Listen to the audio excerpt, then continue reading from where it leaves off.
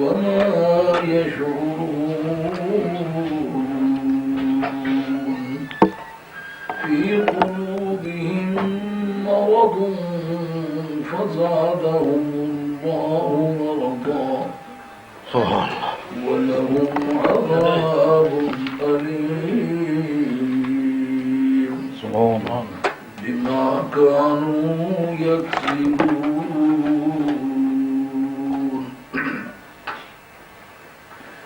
وإذا قيل لهم لا تفسدوا في الأرض قالوا إنما نحن مصلحون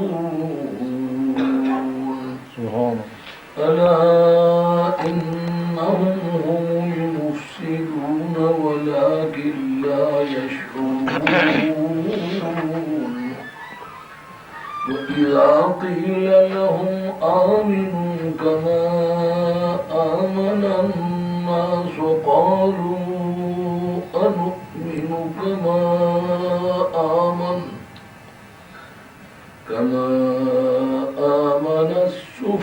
السفهاء ألا إنهم هم السفهاء ولكن لا يعلمون وإذا لقوا الذين آمنوا قالوا آمنا وإذا خلوا إلى شياطينهم قالوا إنا معكم إنما نحن مستهزئون الله يستهزئ بهم ويمدهم في طغيانهم يعمهون أولئك الذين اشتروا الضلالة بالهدى فما ربحت تجارتهم وما كانوا مهتدين سبحان الله صدق الله مولانا العظيم وبلغنا رسوله النبي الكريم ونحن على ذلك من الشاهدين والحمد لله رب العالمين. حضرت حق جل وعلا شانه وعز اسمه وتم برهانه ارشاد فرماتے ہیں وَمِنَ النَّاسِ مَنْ بعض لوگ ایسے ہیں لوگوں میں سے کچھ لوگ وہ ہیں لیجیے اس کا لفظی ترجمہ بامہارا بعض لوگ ایسے ہیں یقولو جو یہ کہتے ہیں آمنا باللہ ہم اللہ پر ایمان لائے وبالیوم الآخر اور پچھلے دن پر ایمان لے آئے وما ہم بمؤمنین یہ واو حالیہ ہے یعنی یہ کہنے کے وقت حال کے وہ ایمان لانے والے نہیں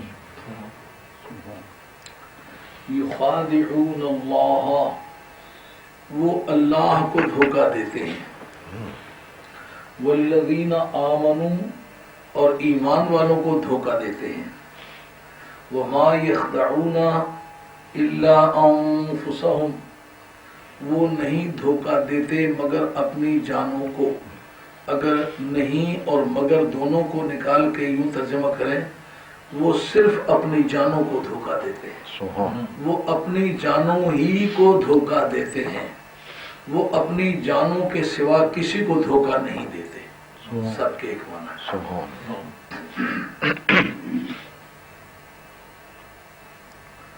وما یشعرون یہ واو کی حالیہ ہے یعنی جس وقت وہ ایسا کر رہے ہوتے ہیں درآں حال کے یعنی جس وقت یہ دھوکہ دے رہے ہیں اس حالت میں ہوتے ہیں کہ لا یشعرون کو پتہ نہیں کہ ہم اپنے آپ کو دھوکہ دے رہے ہیں فی قلوبہم مرض ان کے دلوں میں بیماری ہے فزادہم اللہ مرضا اللہ تعالیٰ نے ان کی بیماری میں اضافہ فرما دیا، اللہ نے ان کی بیماری بڑھا دی۔ وَلَهُمْ عَذَابٌ عَلِيمٌ، وَلَهُمْ اور ان کے لیے ہے، لام مانے واسطے، ہم مانے ان کے لیے ہے، عذاب عذاب، علیم دردناک، ان کے لیے عذاب دردناک ہے، یعنی وہ ایک دردناک سزا کے مستوجب ہیں۔ بما کانوا یکسبون، یہ بات جارا ہے، میم مصدریہ ہے، بسبب کذبہم، یہ معنی ہے بوجہ اس بات کے جو تھے وہ جھوٹ کہتے۔ اس کا مرکب ترجمہ ہے اپنے جھوٹ کی وجہ سے وہ زبردست عذاب کو مستوجب ہیں، انہوں نے اپنے لیے ایک زبردست دردناک سزا لازم کر رکھی ہے، جو کہتے ہیں liable to be punished with the severe punishment، liable to be punished with the severe punishment، یہ اس کا ترجمہ ہے۔ وہ اپنے جھوٹ کی وجہ سے سخت سزا کے مستوجب ہیں۔ مستوجب کا ترجمہ لائبل۔ وَإِذَا قِيلَ لَهُمْ، جب ان سے کہا جائے، لہم کے بعد رپورٹڈ سپیچ ہے، کیا کہا جائے؟ لا تفسدوا فی الارض، لا تفسدوا، مت فساد کرو تم، فی من بیچ الارض، من زمین، زمین میں بے چینی مت پیدا کرو، فساد مت پیدا کرو۔ قالو، تو جواب میں کہتے ہیں انما، بجز اس کے نہیں ہے کہ نحنو، ہم، مصلحون، اصلاح کرنے والے ہیں، کریکشن کرنے والے ہیں، تبلیغ کے ذریعے سے لوگوں کو سیدھے راستے پر لانے والے ہیں۔ جس وقت تم سے کہا جائے کہ تم زمین میں فساد مت کرو تو وہ کہتے ہیں ہم تو صرف اصلاح کرنے والے ہیں۔ یہ جو انما کا ترجمہ کیا کرتا ہوں، انما کے بعد دو جزواتیں ہیں، ایک کے ساتھ نفی لگتی ہے، ایک کے ساتھ اس بات لگتا ہے، اس کے معنی نہیں ہے ہم مگر اصلاح کرنے والے ہیں۔ آسان ترجمہ، ہم صرف اصلاح کرنے والے ہیں، ہمارا اصلاح کے سوا کوئی کام ہی نہیں ہے۔ الا، خبردار، انہم هم المفسدون، وہی فساد کرنے والے ہیں۔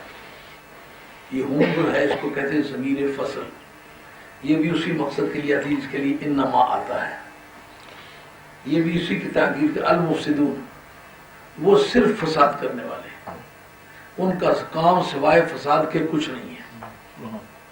یہ ہم جو آیا ہوا ہے ان ہم کے لیے نہیں آیا ہوا، المفسدون کے لیے آیا ہوا ہے، یعنی جس بات کو وہ بند کرنا چاہتا ہے، کس میں بند کرنا چاہتا ہے؟ المفسدون میں، وہ صرف فساد کرنے والے، ایسا نہیں کہ صرف یہی فساد کرنے والے، فساد کرنے والے اس کے علاوہ بھی ہیں، لیکن ان کا کام سوائے فساد کے کچھ نہیں ہے۔ قالو، انہوں نے کہا، الا انہم هم المفسدون، خبردار یہ تو صرف فساد کرنے والے ہیں، ولکن لا یشعرون، لیکن اتنے کاٹ کے الو ہیں کہ ان کو اس اپنی یاوا سرائی کا بھی، اس ہزیاں گوئی کا بھی، ان لغو باتوں کرنے کا بھی علم نہیں ہے کہ ہم کرتے کیا اور کہتے کیا ہے۔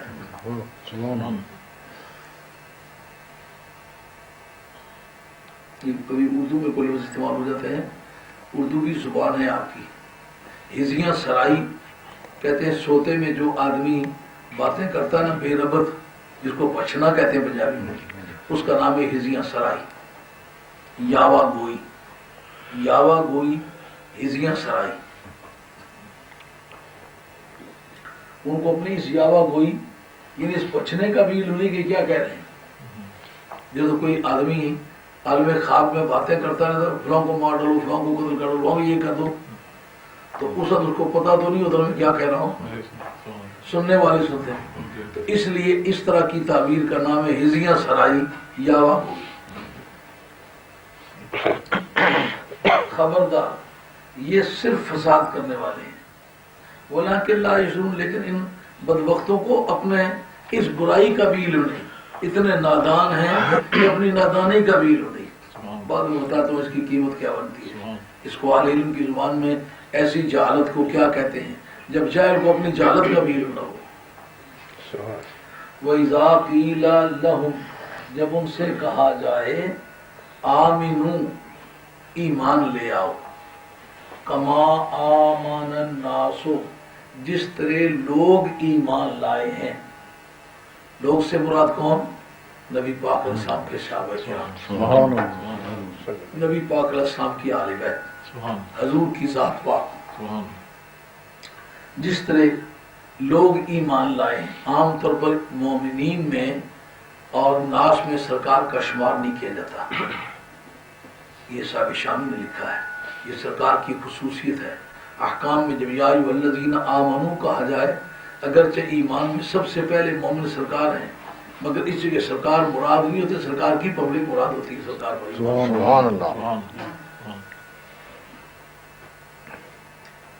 اس طرح ایمان لے آؤ جس طرح لوگ ایمان لاتے ہیں یا ایمان لائے ہیں. قالو تو وہ کہتے ہیں انؤمن کما آمن السفہاء کیا ہم اس طرح ایمان لے آئیں جس طرح بیوقوف لوگ ایمان لائے ہیں. الا انہم خبردار بے شک وہی السفہاء بیوقوف ہیں ولکن لا یعلمون مگر بیوقوف بھی اس درجے کے ہیں کہ اپنی بیوقوفی کا بھی پتہ نہیں. وَإِذَا لَقُوا الَّذِينَ آمَنُوا یہ لقی یلقی یلقا ہے بلکہ یہ لقی لقو اذا کی وجہ سے مضارع کے معنی میں ہو جائے گا. جس وقت لقو ماضی ہے لیکن اذا کی وجہ سے یہ مضارع کے معنی میں ہوگا. جس وقت وہ ملتے ہیں الذین ان لوگوں سے آمنو جو ایمان لائے تو قالو کہتے ہیں آمنا ہم ایمان لے آئے. یہ لقو اور قالو دونوں ماضی کے صیغے ہیں. لفظی ترجمہ جو مدد جس وقت وہ ایمان والوں سے ملے تو انہوں نے کہا کہ ہم ایمان لے آئے، یہ ترجمہ اس کا. لیکن اذا کے لگنے کی وجہ سے کوئی بھی حرف شرط کسی بھی زبان میں ماضی کے اوپر آ جائے، خواہ وہ انگریزی ہے، خواہ وہ فارسی ہے، خواہ وہ عربی ہے، خواہ وہ پنجابی ہے، وہ سارا مضارع ہو جاتا ہے.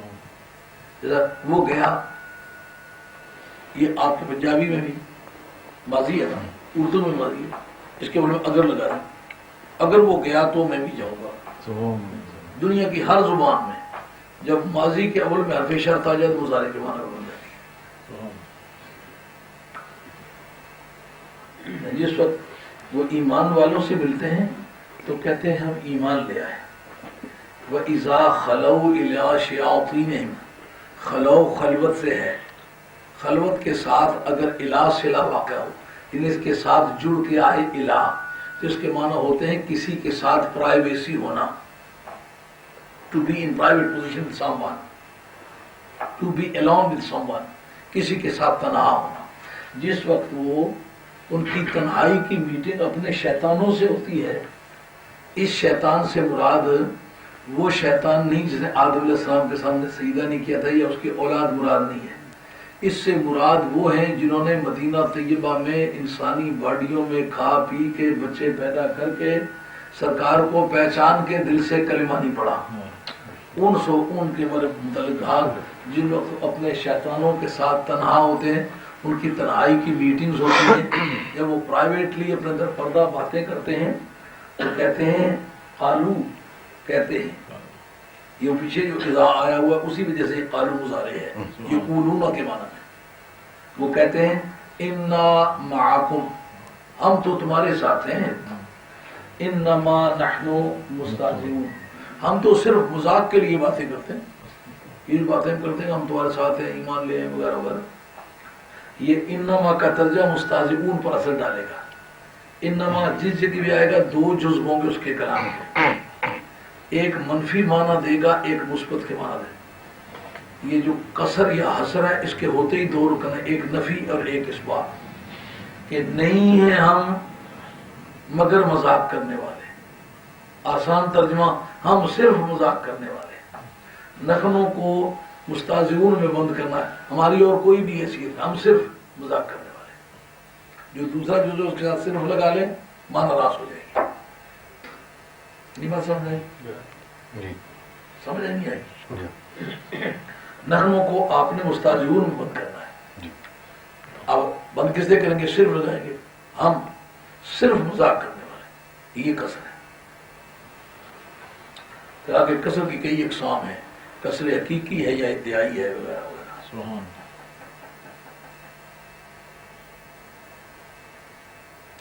اللہ یستہزئ بہم، اللہ ان سے مذاق کرتا ہے. بعد میں بتاتا ہوں اللہ کی شان کے لائق مذاق کرنا ہے بھی یا نہیں. وہ یمدہم، مدہ یمدو کے معنی ہوتے ہیں کھینچنا، لیکن اس کا صلہ فی اگر آئے اس کے بعد مل کے، صلہ آنا کے معنی پریپوزیشنل فریز جو ہے، جو کسی ورب یا ایڈورب کے ساتھ ریلیٹو ہو کے آئے، اس کا نام ہے صلہ. جب صلہ بن کے آئے تو اس کے معنی مہلت دینا. یہ مدہم فی، ان کو مہلت دیتا ہے. لفظی ترجمہ مدہ یہ مدہم میں کھینچنا، ان کو کھینچتا ہے. اکثر لوگ اس کا ترجمہ کھینچنے سے کرتے ہیں، لیکن یہ عربی ادب کی خصوصیات میں سے ہے. مدہ یہ مدوں کے بعد جس سے آپ put on, put off, put in, take in, take out, take out کا مطلب چیک ان، چیک آؤٹ، جو مختلف معنی لیتے ہیں نا. پری پوزیشن کے بدلنے سے، ایڈورب کے بدلنے سے کسی فعل کے معنی بدل جاتے. چیک ان کے میں نے ہوٹل کے اندر داخل ہونا، چیک آؤٹ میں نے ہوٹل چھوڑ کے چلے جانا. اب چیک ان اور چیک آؤٹ میں ہوٹل کی کوئی ذکر نہیں ہے اس میں، لیکن معنی یہی.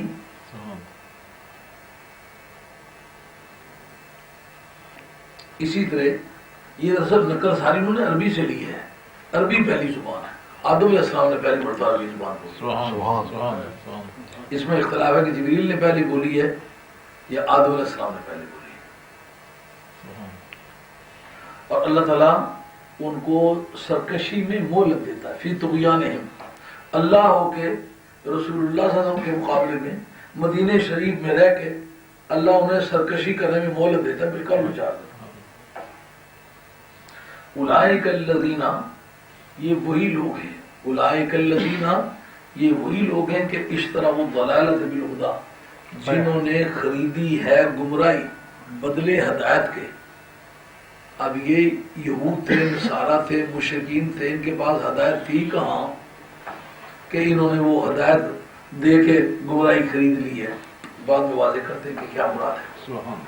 فما، سو نہیں، رابحہ، فائدہ مند ثابت ہوئی، نفع والی ثابت ہوئی، کریڈیٹیبل ثابت ہوئی، تجارتہم، ان کی تجارت، وما کانوا، اور نہیں تھے وہ مہتدین، ہدایت پانے والے.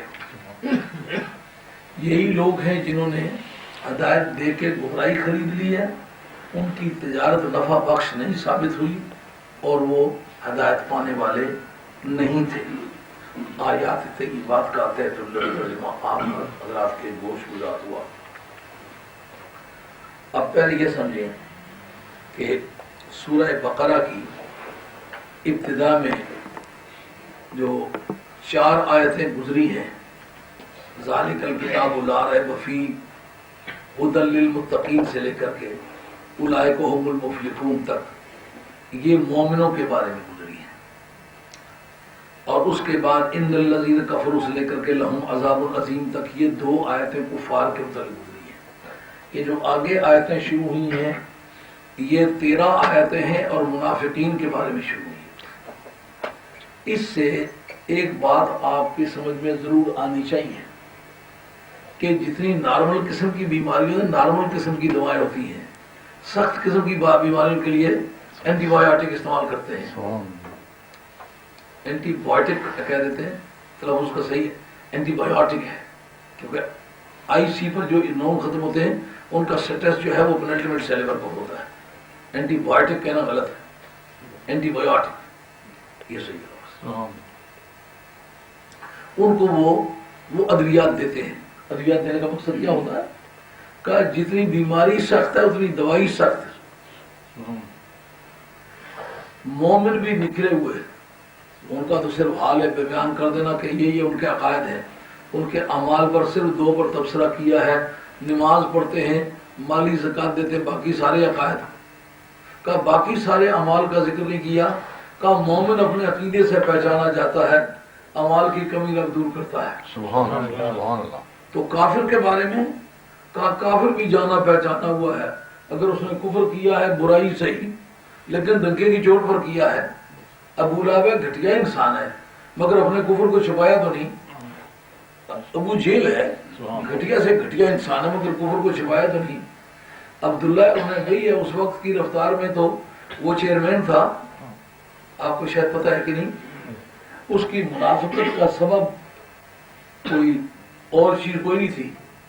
سرکار جس سال ہجرت فرما کے مدینہ طیبہ میں داخل ہوئے نا، اس تاریخ وہ آدمی جو تھا یہ خزرجی تھا، خزرج قبیلے کا، اور یہ اتنا دانا ہوشیار ذہین عقل مند آدمی تھا، پڑھا لکھا آدمی تھا کہ ایک بین الحجازی کانفرنس ہوئی تھی۔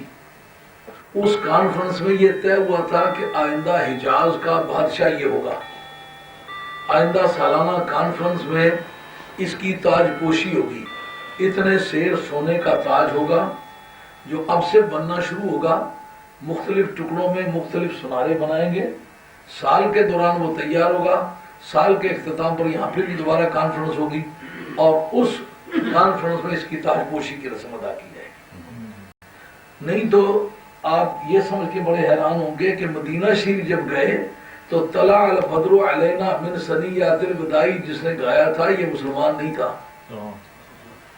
یہ جو پڑھتے ہیں آپ سلام، یہ گیت مسلمان کا نہیں ہے، یہ یہودی نے گایا تھا۔ اب یہودی کو کیا خوشی چڑھی ہوئی تھی کہ آئے سرکار اور گیت گائیں یہودی، انہوں نے یہ سمجھا تھا کہ سستی پبلک، سستے مزدور ایک روٹی کا نوالا دے کے سارا دن کام کرائیں گے، کھیتوں پر کام کرائیں گے، باڑیوں پر کام کرائیں گے، جنگلوں میں کام کرائیں گے، تعمیرات میں کام کرائیں گے، تو سستی لیبر آ گئی ہے، غریب قسم کی پبلک ہے، آنا دے کر کے 1000 روپے کا کام کروا لیں گے، دوڑاتے پھریں گے اور پہاڑوں کو توڑ توڑ کے زمینیں بنائیں گے، پانی لگائیں گے، کنویں کھودیں گے، یہ سب کام ان سے کروائیں گے۔ تو بیچارے لٹے پٹے ہوئے آئے ہیں جن کو اپنے شہر میں کسی نے نہیں رہنے دیا، وہ یہاں کے انہوں نے کیا مانگنا ہے ہم سے؟ یہ سستی پبلک، غریب لوگ، پھٹے ہوئے کپڑے، آنا دیا 2 روپے کا کام کرا لیا۔ اس لیے وہ خوش ہوا کہ ایک آدمی کے آنے کی وجہ سے ہماری جو لاگت ہے روپے میں سے 54 پر آ جائے گی اور سہولتیں اتنی بڑھ جائیں گی کہ مدینہ طیبہ آباد ہو جائے گا، گرد و نواح کے علاقے آباد ہو جائیں گے، آمدنی 10-20 ہزار گنا بڑھ جائے گی۔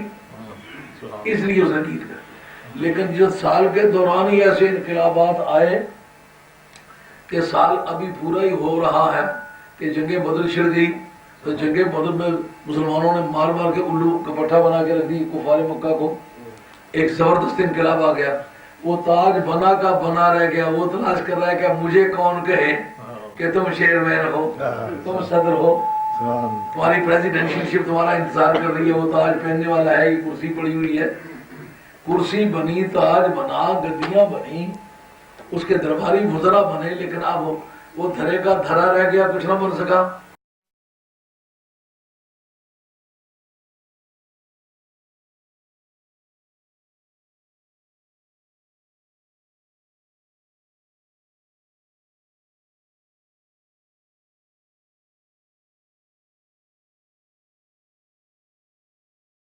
دھرے کا دھرا رہ گیا، کچھ نہ بن سکا۔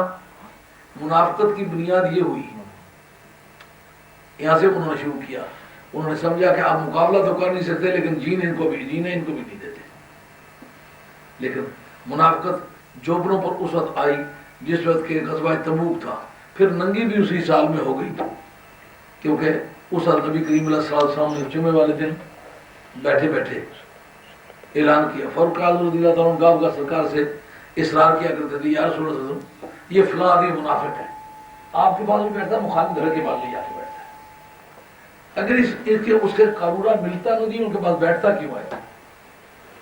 سرکار ذرا صبر کرو۔ اب وہ بڑی اسٹانچ پالیسی کے آدمی تھے، ان کا دل یہ چاہے کہ ان بےایمانوں کو نکھار دیں، سرکار فرمائیں یار تھوڑے بندے پڑھ لینے دو، اس سے کچھ نہ کچھ نظر تو آتا ہے، یہ بھی اگر بگا دیے تو کام اور زیادہ ہلکا پڑ جائے گا. انہوں نے کہا یا رسول اللہ موزیوں کی تعداد سے غازیوں کی تعداد میں کوئی اضافہ نہیں, ان کو نکالو. اب جناب جس وقت وہ وقت آیا 8واں سال ہجرت, تو فاروق اعظم رضی اللہ عنہ کہتے ہیں میں جمعے پر گیا لیکن نمازی کافی واپس آ رہے, گھڑیاں تو تھی نہیں, میں سائے کی طرف دیکھوں, سایہ تو ٹھیک ہے, خیال آئے کہ میں نماز میں زیادہ دیر ہو کر آیا ہوں, یہ نمازی جمعہ پڑھ کے واپس جا رہے ہیں.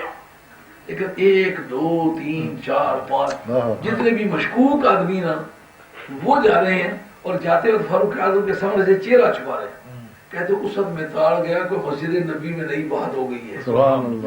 نہیں تو صدیق اکبر نہیں آئے, عثمان غنی نہیں آئے, حیدر کرار نہیں آئے, بشرا نہیں آئے, تو یہ کیوں آ رہے ہیں؟ سارے ایک ہی کیٹیگری کے. جب اندر گئے تو دیکھا سرکاری دور ممبر پر اناؤنسمنٹ فرما رہے ہیں فلاں تو منافق ہے, نکل جا, فلاں تو منافق ہے, فلاں تو منافق ہے. وہ جو کہتے ہیں کہ نبی پاک علیہ السلام کو منافقوں کا علم نہیں ہے, ان منافقوں کو بھی پتہ چل گیا علم تھا پر بتانے میں دیر کی ہے. تو چونکہ اس طرح کا کمپلیکیٹڈ تھا, نمازوں میں بھی آ کے شامل ہو گیا, اقامتیں بھی کہہ لی, اذانیں بھی کہہ لی, عیدیں بھی پڑھ لی, جہاد میں بھی ساتھ چلا گیا, خواہ دھوکہ جس طرح کا ممکن کیا, دشمن سے سازش بھی کر لی.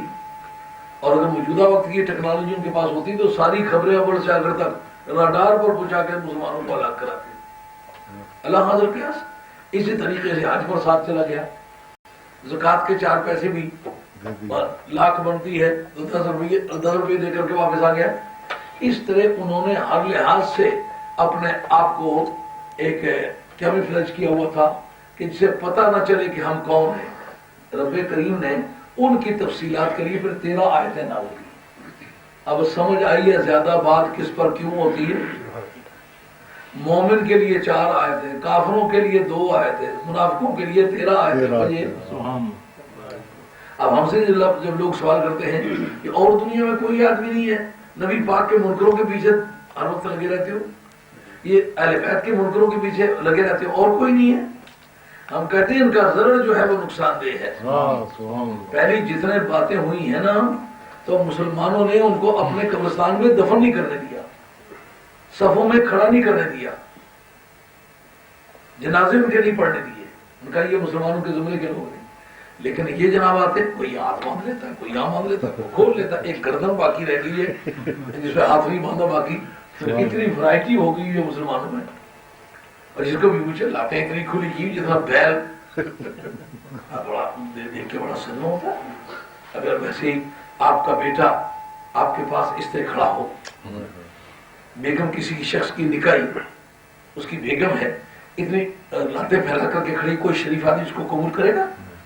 کوئی خامد کسی بیوی کا نکاحی خامد ہے, اللہ کی بارگاہ میں اس کا رازدار ہے, لیکن کیا اس طرح اگر لاتیں پھیلا کر کھڑا کر کوئی شریف آدمی دیکھ کے کہے گا یہ انسان ہے؟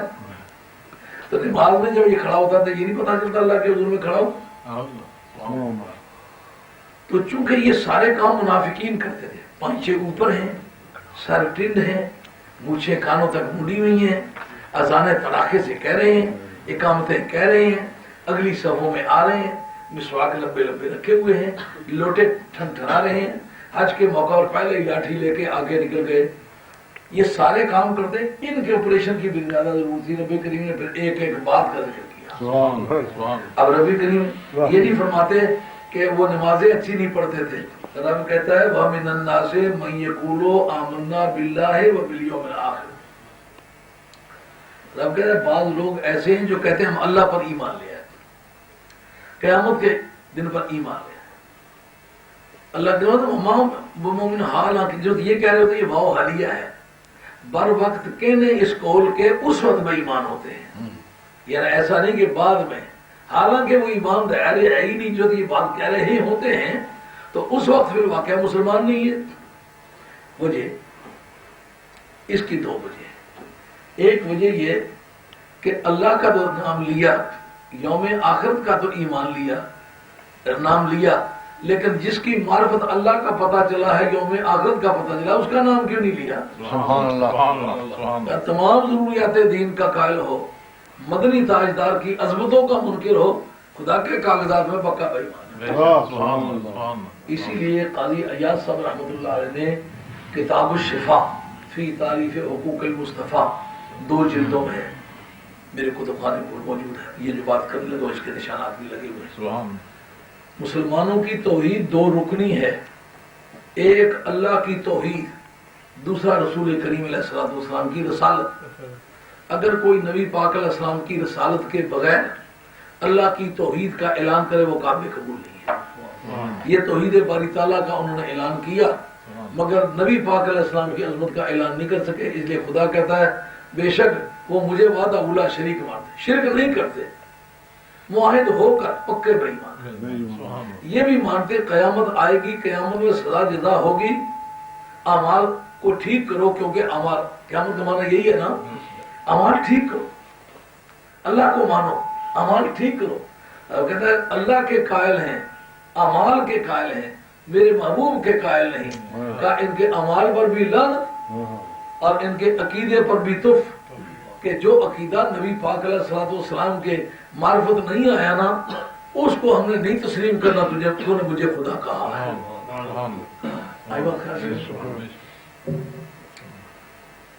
اب اس بنیاد پر لوگ کہتے ہیں جی اللہ پر ایمان لانے والے کو آپ کس طرح کافر کہہ سکتے ہیں، اس طرح کافر کہہ سکتے ہیں، یہ آیت بتاتی ہے کہ جو قبر قیامت کا تمام ضروریات دین کا قائل ہے، جب قیامت کا قائل ہو تو اس کا مطلب یہ ہے جتنے بھی اعمال کی پوچھ ہوگی سب کا قائل ہے، تو یہ ضروریات دین یہی ہے نا۔ جب سارے ضروریات دین کا بھی قائل ہے، توحید کا بھی قائل ہے، کافر کیوں کہتا ہے؟ میں اکیلا نہیں کہتا، میرا رب کہتا ہے۔ اب رب کہتے ہیں سارے مل کر کے اجماع امت بنا لو کہ کافر نہیں ہے، رب کہتا ہے پھر جو کافر کو کافر نہیں کہتا وہ بھی کافر ہے۔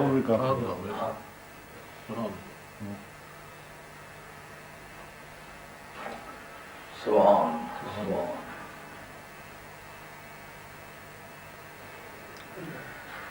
اب قرآن کہتا ہے کہ یہ کرتے وقت ان کا ٹارگٹ کیا ہوتا ہے؟ کیا ٹارگٹ ان کا یہ یخادعون اللہ، اللہ کو دھوکہ دیتے ہیں۔ اللہ کے ساتھ جب ان کی ملاقات ہی نہیں، اللہ کے ساتھ ان کی بات چیت ہی نہیں، اللہ کے ساتھ کبھی میٹنگ ان کی ہوئی نہیں اور دنیا میں کبھی میٹنگ ہونے والی بھی نہیں، تو دھوکہ کس طرح دیتے ہیں؟ جس کو آپ نے زندگی میں کبھی دیکھا نہ ہو، ملاقات کی نہ ہو، آئندہ ملاقات کا چانس نہ ہو، کوئی ٹیلی فونک کنورسیشن، کوئی ٹیلی گرام کے ذریعے سے آپ کا جس سے کوئی کانٹیکٹ ہی نہ ہو، ایفیلیشن ہی نہ ہو، دھوکہ کس طرح دیں گے؟ سوچ کر بتلاؤ، جب رب سے ان کا کوئی تعلق ہی نہیں، دھوکہ کس طرح دیتے ہیں؟ کہا جو ان کی ناپاک کوشش ہے نا سرکار کو دھوکہ دینے کی، سرکار کے پروردگار کہتا ہے جو میرے یار سے دھوکہ کرتا ہے نا، میں کہتا ہوں تو ہٹ جا پیچھے، یہ میرے ساتھ دھوکے کی گیم کھیل رہا ہے۔ یہ کس نے لکھا؟ امام نصفی نے، جو صاحب کنز ہے، جو صاحب منار ہے، حنفیوں کا امام ہے، فقہ میں بھی امام ہے، بلاغت میں امام ہے، بدیع میں امام ہے، فصاحت میں امام ہے، صرف میں امام ہے، نحو میں امام ہے، اصول فقہ میں امام ہے، تفسیر میں امام ہے، قرات میں امام ہے۔ قرات کا بھی فرض ہے، جب قرات پر گفتگو کرتے اور بہت ساری جگہوں میں قرات پر بحث آتی ہے، سب سے پہلے انہوں نے حروف مجبورہ اور ماموسہ پر بحث کی ہے، جس نے صفات لازمہ متضادہ ان پر بحث کیا، الف لام میم کے ضمن میں فاضلہ۔ تو صاحب کنز فقہ کی کتابوں میں سب سے مشکل کتاب کنز ہے، اگرچہ ترتیب بار تو نیچے سے گنو تو تیسری کتاب بنتی ہے، اوپر سے گنو تو بھی تیسری کتاب بنتی ہے، لیکن سب سے مشکل کتاب کنز ہے، اس کا مصنف یہ ان کی کتاب ہے۔ ان کا جس طرح نبی کریم نے کہا ان الذین یبایعونک انما یبایعون اللہ، اے پیارے جو تجھ سے بیعت کرتے ہیں نا وہ تجھ سے نہیں کرتے، وہ مجھ سے کرتے ہیں۔ سرکار کے ساتھ بیعت کرنا اللہ سے بیعت کرنا ہے۔ یا ایھا الذین آمنوا استجیبوا للہ وللرسول اذا دعاکم، اے ایمان والو جس وقت کے تمہیں رسول کریم علیہ السلام بلائیں تو اللہ اور اس کے رسول کے پاس حاضر ہو جایا کرو۔ اس جگہ امام راضی لکھتے ہیں کہ بلانے والے دو ہیں، صیغہ واحد کا اذا دعاکم، قواعد عربیہ کے مطابق پیچھے دو گزرے ہوئے ہیں، مرجع اس کا دو ہے، اینٹیسیڈنٹ دو گزرے ہیں، جب اینٹیسیڈنٹ دو ہوں تو ڈیول نمبر ہونا چاہیے، سنگولر نمبر قابل قبول نہیں ہے. بات سمجھ رہی ہے؟ یعنی جو زمین ادھر لوٹ کے جاتی ہے نا، مطلب زید اور بکر آئے اور اس نے روٹی کھائی، یہ جملہ صحیح نہیں ہے. زید اور بکر آئے، انہوں نے روٹی کھائی. اب انہوں نے آپ نے کیا مجبوری سے کیا؟ جن کو کوالیفائی کر رہا ہے اس نے روٹی کھائی، اس کی وضاحت نہیں کر سکتا، انہوں نے روٹی کھائی. اس طرح اذا دعواکم اگر ہوتا نا تو پھر تو عبارت فٹ تھی، لیکن اذا دعاکم جب وہ تمہیں بلائے. اس جگہ امام راضی لکھتے ہیں بلاتے بھی دونوں ہیں، حاضری بھی دونوں کے پاس ہے، لیکن دوسرے سے نہ ملاقات نہ آواز. کیا مانا؟ اس کا بلانا ہی اس کا بلانا ہے، اس کے پاس حاضری اس کے پاس حاضری. سبحان اللہ. اس لیے اس کا منکر ہی اس کا منکر ہے، اس کا ماننے والا ہی اس کا ماننے والا ہے، اس کے ساتھ بیعت کرنے والا ہی اس کے ساتھ بیعت کرنے والا ہے. یہ جس کو کنکریاں مارے اس کو رب ہی کنکریاں مارتا ہے، جس کو نہ مارے اس کو رب نہیں مارتا. تیرا دینا میرا دینا ہے، تیرا لینا میرا لینا ہے. یہ مختار کل کی رولنگ ہے.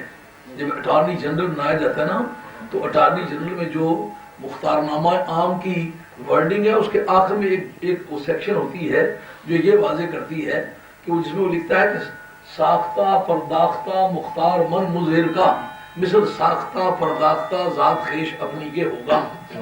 یہ ارزینویسی میں باقاعدہ یہ رولنگ ہے جو اس کو مختار کل بناتی ہے. یعنی جو کچھ میرے محبوب کا لینا دینا وہ یوں سمجھا جائے گا میں نے لیا یا دیا ہے. جس نے مانگا اس سے مجھ سے مانگا ہے، جس نے اس سے مانگنے سے انکار کیا مجھ سے مانگنے سے انکار کیا، جس کو دینے سے اس نے انکار کیا میں نے انکار کر دیا. یہ مانا ہے کہ بخدا خدا کا یہی ہے در. اب اس کو یہ حجابات جو ہے نا علوم جدیدہ کے علوم قدیمہ کے، ان حجابات کو بیچ میں اٹھاؤ نا کہ لوگوں کو آج کی زبان میں یہ بات میں سمجھ آئے. تیرے پاس حاضری میرے پاس حاضری ہے، تیرا بلانا میرا بلانا ہے، تیرا دینا میرا دینا ہے، تیرا لینا میرا لینا ہے، تیرا راضی نامہ میرا راضی نامہ ہے، تیری ناراضگی میری ناراضگی ہے، تیری بیعت میری بیعت ہے. تیرا جو ان کے ہاتھ پہ ہاتھ نظر آتا ہے وہ تیرا نہیں وہ میرا ہے، تیرا مارنا میرا مارنا ہے. تو پھر کیا مطلب سرکار کی بارگاہ کا تعلق جو ہے وہ رب کی بارگاہ کا تعلق. اور یہ قیامت کے میدان میں یہ بات واضح ہوگی کہ کوئی بھی چیز اللہ کی بارگاہ سے پوری گرمی قیامت میں کسی کو نہیں ملے گی. سب مل کے سرکار کی بارگاہ میں آئیں گے. اعلیٰ کہتے ہیں مجھے اس وقت موقع ملا میں کہوں گا بخدا خدا کا یہی ہے در، نہیں اور کوئی مفرمقال جو وہاں سے ہو یہی آ کے ہو، جو یہاں نہیں تو وہاں. اور دور حاضر میں علماء دیوبند سب سے زیادہ توحید کے علمبردار بننے کی ایک ناکام کوشش کرتے ہیں.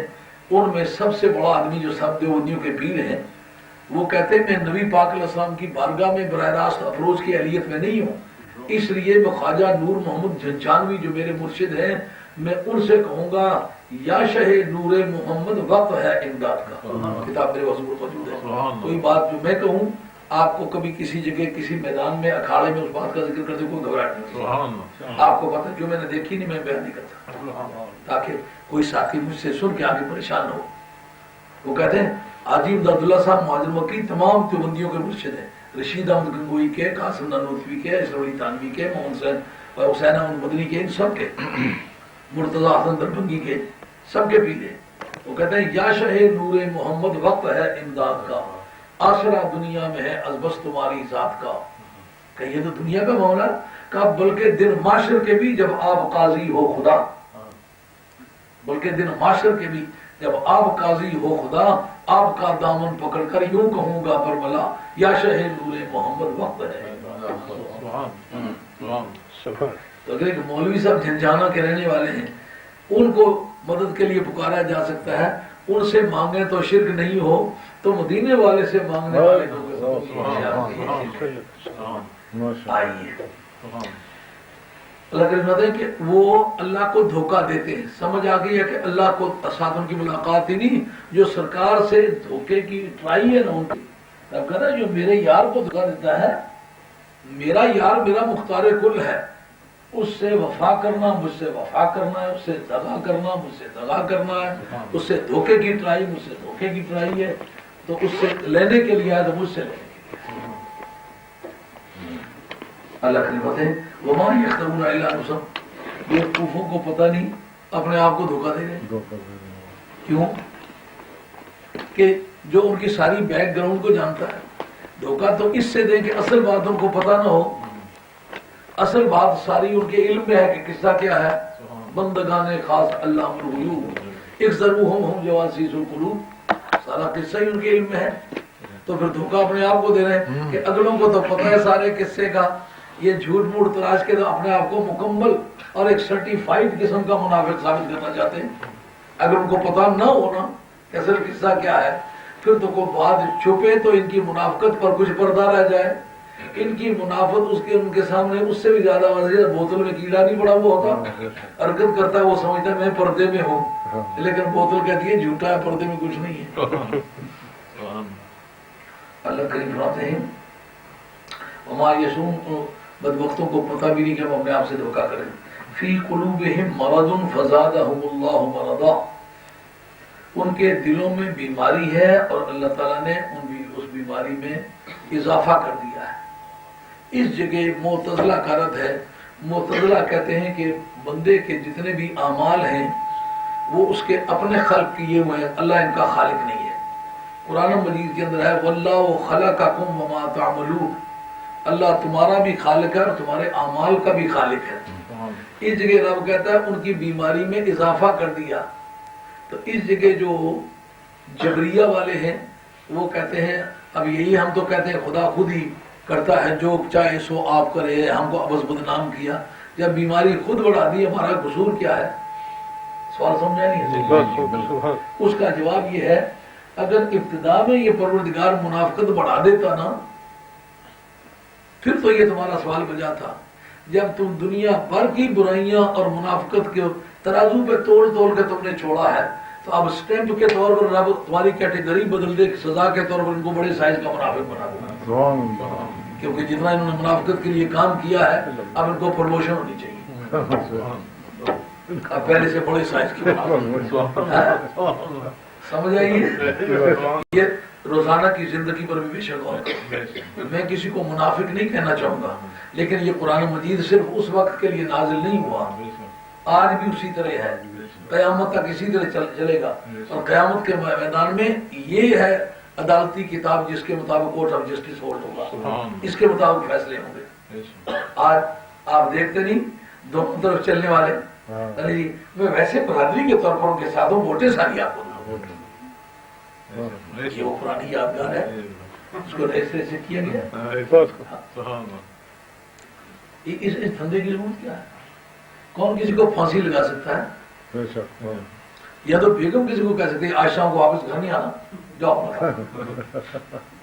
جس ملک میں آدمی کو اتنی انڈیپینڈنس ہے اس میں یہ کہنا ہے جی ہاں مجبور ہیں, نصف ووٹیں آپ کو دیں گے, نصف دوسروں کو دیں گے, لیکن ہمارا ذکر نہیں. اور ذکر کیوں نہ کرے؟ کوئی کسی ننگی بات چیز کا نام ہے, ذکر کیوں نہ کرے؟ کیا اس میں ہے؟ تو یہ پرانے بیمار ایمانوں کی پرانی عادت ہے, ذکر نہیں کرنا. فاروق اعظم رضی اللہ تعالیٰ عنہ بار بار کہہ رہے ہیں یار سنیں بے ایمانوں کو کہو بے ایمان. ہماری مسواک دیکھو, ہمارا دیگچا دیکھو, ہمارے چنے دیکھو, اور چنے کھا کے گھوڑوں کی خوراک ہے. جس مسجد میں سوتے فرشتوں کی آمد رفت بہن بہن ہو جاتا ہے.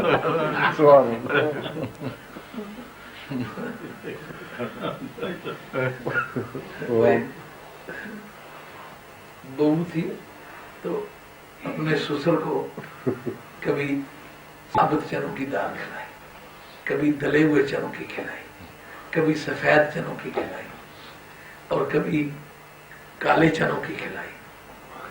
تو بابا بڑا خوش تھا. میں کیوں کاکی کوڑے بن کے سڑکوں تے انکڑا شروع کر دے سن پھر بند کر سے.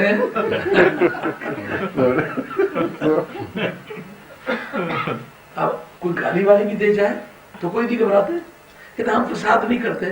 وہ بد نصیبو تمہارا فساد قرآن مجید سے پوچھو, سب سے بڑے فسادی ہو تم. اس ذات پاک کے بارے میں عقیدے کو تباہ کر رہے ہو جس پر کہ قیامت کا مدار ہے. پہلا عقیدہ حاضر ناظر کا ہے. شاہ عبدالحق صاحب رحمۃ اللہ علیہ نے مکتوب نمبر 18 مکتوبات شاہ عبدالحق محمد دہلوی رحمۃ اللہ علیہ، اس کے اندر یہ بات لکھی ہوئی موجود ہے کہ 11ویں صدی کے وسط تک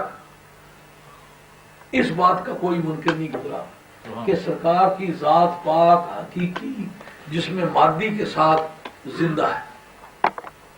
یہ بات علامہ بدر الدین عینی نے جو نماز کا چیپٹر لکھا ہے معراج کا، اس کے اندر لکھا کہ سابقہ انبیاء علیہ السلام بھی سرکار کے بارگاہ میں معراج کی رات بیت المقدس شریف میں جب حاضر ہوئے، ان کی وہی پارٹیاں تھیں جو روزانہ انہوں نے استعمال کی،